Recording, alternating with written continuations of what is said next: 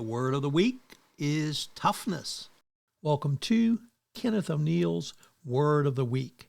Each week, Kenneth will discuss a word which describes a principle or value of the qualities of success. Use the word of the week in your thoughts, deeds, and actions. You can replace a good habit with a bad habit. You can use it as an action step. Kenneth O'Neal will bring you a word of the week each week, and it will help you to improve your life, your relationships, your professional career, and your overall well-being. I know you'll enjoy Word of the Week with Kenneth O'Neal. Kenneth O'Neal is a certified Zig Ziglar trainer and the head of O'Neal Consulting in Kerrville, Texas. And now Kenneth O'Neal on this week's word, dialogue. You know, all kinds of things happen on Monday morning. One of the things that happens on Monday morning is the incomparable Kenneth O'Neal. Good morning. Yes, good morning. Boy, you had me held up there for a minute. Well, of course. I have to keep you on your toes. Okay. Boy, this weather is really tremendous, isn't it? Yeah, it is. I feel really good. Yeah, it Good. is. Good stuff. Well, we always come together Monday morning. We have the word for the week. We want to write it down. We want to use it as we go through the week. We want to give it to other people. We want to give, not to get, but we want to give to keep growing. Just don't hit anybody with it. Don't hit anybody with the word. Well, this word this week is not too heavy. The word is dialogue. Ooh. Ooh, okay. Now, dialogue. It's something that we are sadly in need. It is. The synonym for there is interchanging and talking with others, and that is really something And we it's really certainly need. been in the news. It has, and it's very liking. And dialogue actually means where the things that you are talking about, you're interchanging about, are meaningful subjects. Isn't it something that you always talk about, conversation?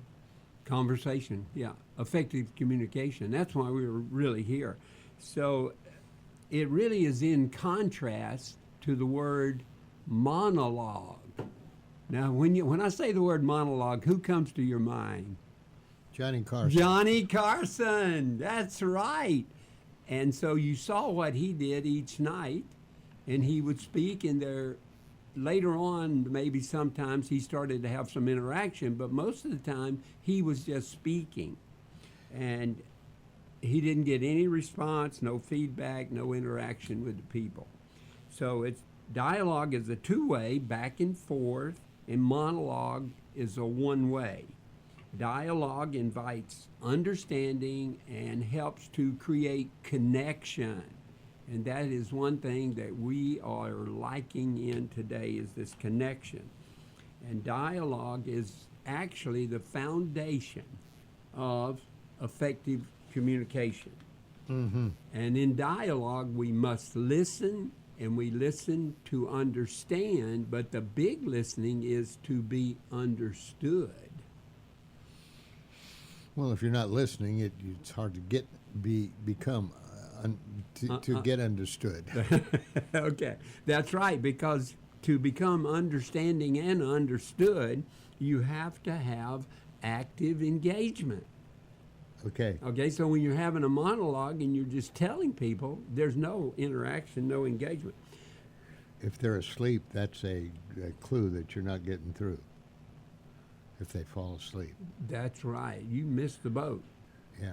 All right, so collaboration, where new ideas often come from interaction.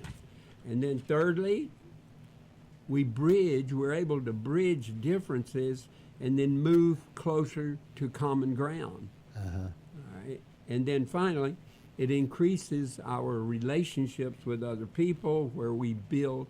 When you're talking and supporting people and giving them hope and encouragement and holding them accountable, you can get trust. You begin to have confidence in people, trust, respect them, and have empathy. So when what we're talking about here in dialogue is all of those things that come together, and they're all very beneficial for us. And this started, we always look at the original, where did this all come from? And we can go all the way back to Plato and Socrates.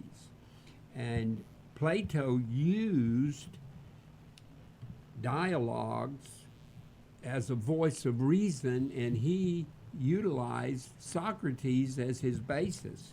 Now, do you remember learning the Socratic method? Do you remember that? No, not really, but okay. Okay, so the Socratic method, remember they had these academies or these schools where they were teaching students. So the Socratic method is a cooperative method. I played hooky on that day. You played hooky. Well, they had it on another day. You must have skipped all totally. Wow. But it's a form of dialogue, series of questions. Now, remember that. Questions, probing thought, provoking questions, guiding students to a deeper understanding of a certain topic. So that was the Socratic method, and it's based on asking really good questions. Abraham Lincoln, one of my big guys, in his debates and his letters, they were all rooted in dialogue. Even when he was talking with and interacting with his opponents and his critics, really. So dialogue has been used by great leaders for a long time, and it creates critical thinking, which we need today, creates logic and independent reasoning, and it's all based on questions. So what are the positive things of doing it? And you already said we need it, all right? Oh, for sure. Okay, so the positivity of this is we begin to build mutual understanding. We can still disagree, but we can understand and look at other people's positions. Encourages creativity and growth. In other words, the more we interact, the more we learn. All right? So we already talked about this, respect and empathy for others. And if we are talking without getting upset and pointing the finger and blaming people, we actually prevent misunderstanding. I mean, you will understand. Remember, we were talking about understanding, but the big thing is we want to be understood. In other words, your basis for your belief system, it probably disagrees with a lot of people. But the thing about it is they understand where you're coming from because you are speaking to be understood. And being understood is the biggie. Now, Zig Ziglar, got to bring him up, he emphasized the power of listening and asking questions in dialogue. And he said that you can have everything in life you want by just serving and helping other people get what they want.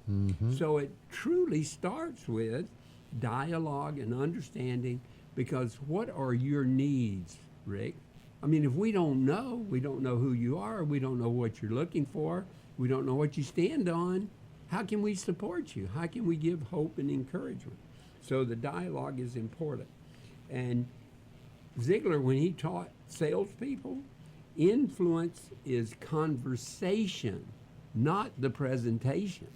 Because that presentation is a monologue. It's just giving information. What you want is feedback. You want the dialogue. Right. So Zig said it's not just talking, it's a bridge to persuade others, give leadership, and it's not just exchanging words, it's actually changing lives. So I would tell everybody this week, big challenge, in one conversation each day, just do it one time a day.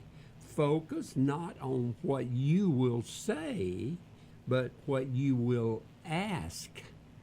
You're going to ask. So seek dialogue and not monologue. Yeah. Well, sure. If you don't ask the question, you won't get the answer. Yeah. Now, I'm going to finish up here with, there's actually three components here of this effective communication. Oh, is that right? All right. You've got your ongoing intentional conversation. All right. I believe that you have your 2:00 meeting set up for Friday. Okay, we're going to meet Friday at 2:00. But that does not mean you don't speak with people all during the week. You're walking down the hall at your office, and you say, Joe, how was your weekend? Did your grandmother come over? Did you go out to dinner with your wife? Did you go see that movie? All right, what you're doing, you're asking questions, and what that does is it creates caring. And that's what people want, recognition and caring.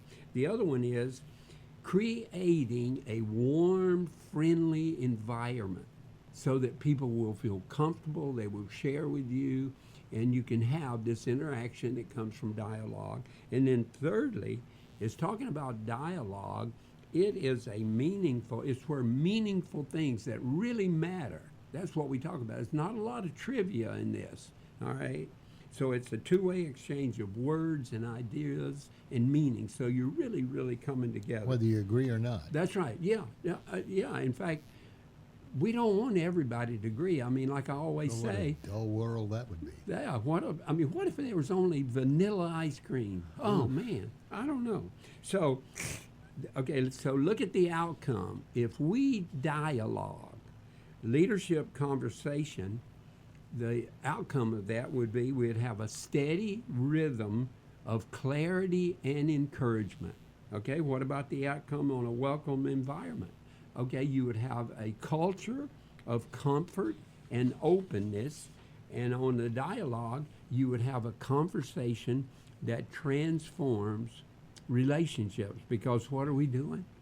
We're speaking with each other and being concerned and caring for people. You know, what do you really want out of life? I mean, a lot of people, I talk a great deal about we've got to have topics, these debates related to, God, sex, money, relationships, religion, and definitely politics. We've got to be able to come together and speak about all this. We're never going to agree, never, because we got some things that people are really concerned about. I mean, even today, I hear a lot of people say, I'm afraid of this, I'm afraid of that, and they're concerned. But we can get rid of all that concern and fear and everything by coming up with where we ask the right questions. Absolutely. Yeah. So the word of the week is dialogue. Dialogue. Have it. Dialogue. What? What was that last word? Habit. Habit. Make a habit out of it. Yeah, have it. Have a dialogue. Have a dialogue. I'm That's not talking about soap. Okay? Soap. We're not talking about soap and washing a log. No. No. Ladies and gentlemen, it is Kenneth O'Neal. He's here every Monday with the word of the week. This week's word is dialogue, obviously. You can chat with Sir Kenneth O'Neal just by, or you can go online at merger@windstream.net, or here's your telephone number. It's always free. 830-285-7010. Yep, love to chat. Give me a call. That's it. We can have coffee. Or yesterday I had tea at this tea place. It was good. What tea place? Noble Tea or something like that. Oh, yeah. Okay. Yeah. Refreshing. Yes. Okay. Well, I'm glad you certainly got refreshed. We would not have. I wouldn't be here today without it. That's true. Thank you, Mr. Phipps. Yes, sir. Thank you. Have a great day. You too, sir. See you again next week. Oh, absolutely. This is Tom Fox. I'm a co-founder of the Texas Hill Country Podcast Network. If you've enjoyed this podcast and you would like to talk to us about getting your own podcast on the Texas Hill Country Podcast Network, we'd love to talk to you. So you can reach us at our website, through our website, the Texas Hill Country Podcast Network. Word of the Week with Kenneth O'Neal is our latest podcast, and we will present Kenneth's word each week going forward. They will be insightful, they will be useful, they will be important, and can be a significant increase of all aspects of your life going forward. I hope you'll subscribe, rate, and review this podcast wherever great podcasts are listened to.